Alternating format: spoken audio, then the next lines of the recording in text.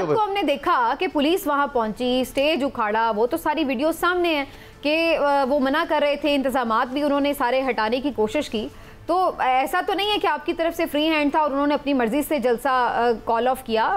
ये तो हम देख सकते हैं कि जो सूरत हाल थी और जिस तरह से रुकावटें थी, तो जाहिर है उन्होंने कहा कि अगर इसमें कोई आमना सामना होता है लॉ इन्फोर्समेंट के साथ, एहलकारों के साथ, तो उससे बेहतर है कि उन्होंने उसको कॉल ऑफ कर लिया। आप ये तो नहीं, ऐसी बात नहीं है, इनको पता था, इनको इतना अदराक ज़रूर है, कुछ लोग इसमें सैने भी हैं, 2 4 5 होंगे, और हमें पता था ये यू टर्न लेंगे। ये 400 पहले 47 यू टर्न लिए, आज तक ये 448वां यू टर्न बना है।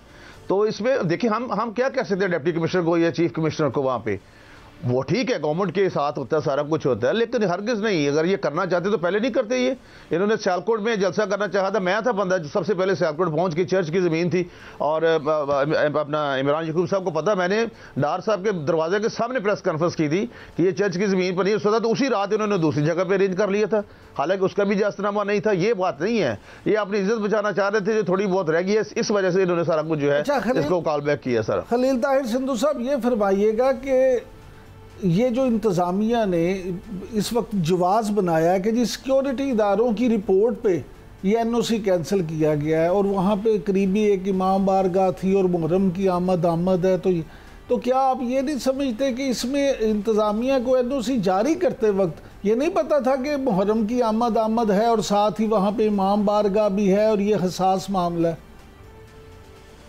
बिल्कुल आपकी बात को मैं सेकंड करता हूं, उससे पहले ही नहीं करना चाहिए था। और दूसरे नंबर पे लेकिन एक इनसे बात ज़रूर हुई थी जो हमें इतला मिली है कि आप अशूरा के बाद जो है नामी 10वीं मुहर्रम के बाद, इमरान भाई, ये बड़े सेंसिटिव डेज होते हैं, और खुदा ना करे कोई ऐसी बात आ जाती तो फिर इन्होंने कहना था कि अगर कोई वहाँ पे कैजुअलिटीज़ हो जाती या कोई कर देता है काम वहाँ पे ख़राब, जो जिस तरह बहुत सारे स्लीपिंग सेल्स हैं यहाँ पे अपना इनके दहशतगर्दों के जो काम कर रहे हैं, तो सारा फिर पढ़ना था इधर हमारे ऊपर या जो भी कि जो सियासत थी इन्होंने लाशों की तरफ लेकर जानी थी। पहले भी यही इनका काम था जब धरना किया था कि कुछ ना कुछ बंदे मर जाएं, और जिस तरह से उन्होंने वहाँ पे किया, लेकिन खुदा ना करे कभी जो इंसान अशरफुल मखलूक़ात है उसके साथ ऐसी बात हो।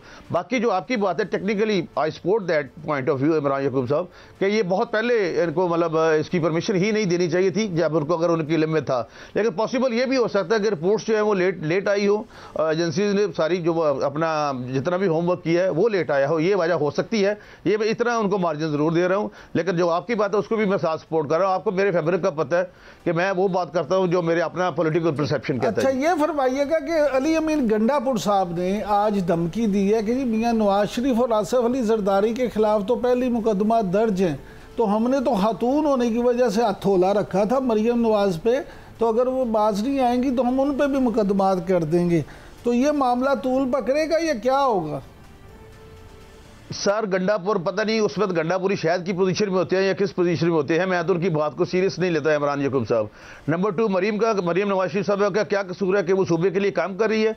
100 दिन में उन्हें उसकी इतनी कारकर्दगी अच्छी है, मोटरसाइकिलें दी है लोगों का, भी बच्चों के लिए स्कूलों में दूध होगा, इसके अलावा और आटा रोटी जो भी है चीज़ें सस्ती कर रही है, और आम आदमी का जिस्म और रूह का रिश्ता बरकरार रखने के लिए सुबह 9 बजे वो 8 क्लब आती है और सारा दिन मुख्तलिफ वफूद से मिलती है। परसों उन्होंने जो सवात में वाक़या हुआ लिंचिंग हुई, मॉब लिंचिंग, और इसके अलावा सरगोदा में, तो उसके बारे में उलमा कराम को इकट्ठा करके कहा कि किसी को इंसाफ अपने हाथ में मॉब जस्टिस नहीं होना चाहिए कभी भी। इस लेवल पे वो जाके काम कर रहे हैं। आपसे ये कर रहे हैं बेसिकली कि आप लोगों की तरफ से पंजाब हुकूमत ने मंजूरी दी कि इमरान खान और पीटीआई के खिलाफ जो है कार्रवाई की जाएगी, उनके खिलाफ दर्ज किया जाएगा मुकदमा, तो उनकी तरफ से जवाबी तौर पर यह कहा गया है कि जी हम भी फिर इनके खिलाफ करेंगे। तो कहने का मकसद पूछने का ये है कि ये क्या आप लोगों की तरफ से अगर आप ये ना इनिशिएट करें, वो आपकी क़यादत को एक दूसरे को स्पेस दें सियासी तौर पर, बजाय इसके कि एक दूसरे के ऊपर गद्दारियों के आप मुकदमे दर्ज करवाएं, तो ये आप पहले खुद भी भुगत चुके हैं, फिर आगे वही कंटिन्यू आपने करना है। जो वकुआ हो, जो उसमें इन्वॉल्व हो, उसके खिलाफ मुकदमा हो, ये सिर्फ सियासी बिना पे तो मुकदमात नहीं होने चाहिए।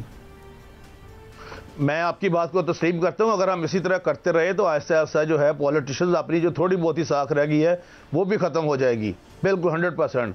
लेकिन आप देखिए कुछ चीज़ें होती हैं, मुकद्दर होता है, कुछ मकाफत अमल भी होता है। आप देखिए मरीम साहब को उसके बाप के सामने गिरफ्तार किया गया, हमजा साहब मेरे भाई हैं, वो 44 माह जेल में रहे, शहबाज शरीफ साहब अजीब बात कर रहे हैं आप। नहीं हमने तो कोई मुकदमा नहीं, हमने कोई एक मुकदमा बता देखें मैं लॉ का स्टूडेंट हूँ मैडम, देखें पूरी लीडरशिप सर उनकी जेलों में, आप कह रहे हैं कोई एक मुकदमा? मैडम नहीं, जी मैडम एक मैं सिर्फ आपको बताता हूं कि क्या जो कुछ उन्होंने 9 मई को किया, 200 से ज्यादा फौजी तंसीबात पे हमला किया, कर्नल शहीद का जो था वह शेर खां का मुजस्मा तोड़ा, एमएम आलम के जो जहाज था उसको उन्होंने नुकसान दिया, क्या ये जरूरी था? और इन्होंने जो पेंट थी उसकी अपना कोर कमांडर लाहौर की, वो हसान न्याजी ने जो इमरान खान का भांजा है उसको छड़ी पे लेके घुमा रहा था। इस वक्त क्या ये मुल्क के साथ दोस्ती है? जिन्होंने किया है, आपने मेरी बात सुनिए, क्रैकडाउन कर दिया है और अभी तक भी नहीं कोई क्रैकडाउन नहीं मिस्त्री, कोई क्रैकडाउन नहीं है। क्रैकडाउन वो था कि राणा सनालो साहब लाहौर हमारी मीटिंग थी, इमरान यकूब साहब को शायद पता है, उस वक्त का मैंने बताया था, इनको आ रहे थे और उनको सुखे की करीब जब आगे मोटरवे उतरे तो उन पर 15 किलो सजाए मौत का मुकदमा डाल दिया, उनके अपना 15 किलो हीरोइन डाल दी। आप कोई सोच सकता है कि राणा सनाउल्लाह साहब ऐसा काम कर सकते हैं? इसलिए हम ये कह रहे हैं, लेकिन हम नहीं कर रहे। इद्दत और मुद्दत का केस भी इनके अपने मियाँ बीवी एक दूसरे का लिबास होते हैं, खाबर मानिका ने किया है, हमने तो नहीं किया ना।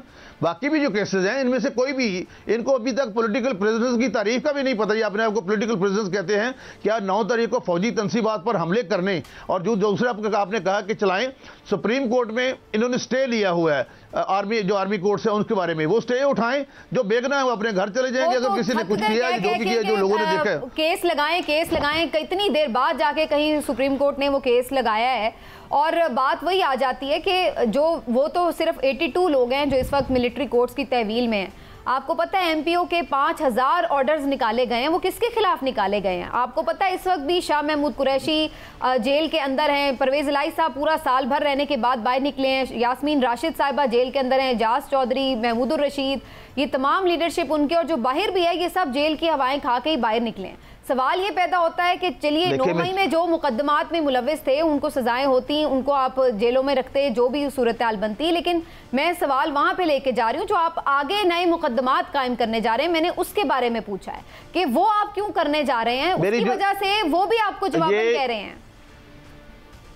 नहीं मिस देखिए, गंडापुर साहब ने कहा कि आपसे जो कोई वहां पे अगर कोई आपसे बंदा को रिश्वत मांगता है तो उसका सार फाड़ के उसको मार के आप मेरे पास आ जाए। हुआ क्या कि परसों एक निजी चैनल के वाले गए हैं, थाने वाले बिजली चोरी कर रहे थे, उन्होंने उसके एंकर को मारा, शर्म कर दिया पुलिस वालों ने। कि आप बगावत का मुकदमा उनके खिलाफ क्यों दर्ज कर रहे हैं? आप मुझे आगे से क्या कहानी सुना रहे हैं? कोई अभी मुझे नहीं कहानी नहीं सुना रहा है, मैं सिर्फ बताना ये चाह रहा हूं कि कोई बगावत का मुकदमा अभी तक किसी ने कोई दर्ज नहीं किया, ना कोई ऐसी बात है, वरना और भी बहुत सारे केसेस हैं इनकी। ननकाना साहब में मैं आपको बता सकता हूँ, कैन सेंड यू द फर्ज जमाबंदी, मैं एडवोकेट सुप्रीम कोर्ट को भेज सकता हूं कि इनकी बेनामी जिम्मेदार इसकी मंजूरी दी कि इनके खिलाफ वो जो रिपोर्टर है निजी टीवी के, उनकी शिकायत पर मुकदमा दर्ज होने जा रहा है, और अज़मा बुखारी साहिबा ने भी उसकी तस्दीक की है कि हम ये कार्रवाई, उसके जवाब में वो आपसे कह रहे हैं कि हम भी फिर करेंगे। तो ये किस तरफ जाएगी सूरत हाल अगर सब ने क़यादत ने एक दूसरे के खिलाफ मुकदमे किए?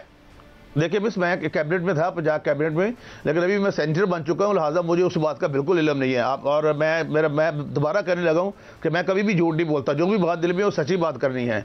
लेकिन मैं बिल्कुल उस कैबिनेट में अब हिस्सा नहीं हूँ, क्योंकि मैं अभी चला गया हूँ सेनेट में, तो वहाँ पर जो बात है उसके बारे में मैं बात कर सकता हूँ। मुझे नहीं पता कि यहाँ पर लाहौर में इस तरह से कोई काम हुआ या नहीं हुआ।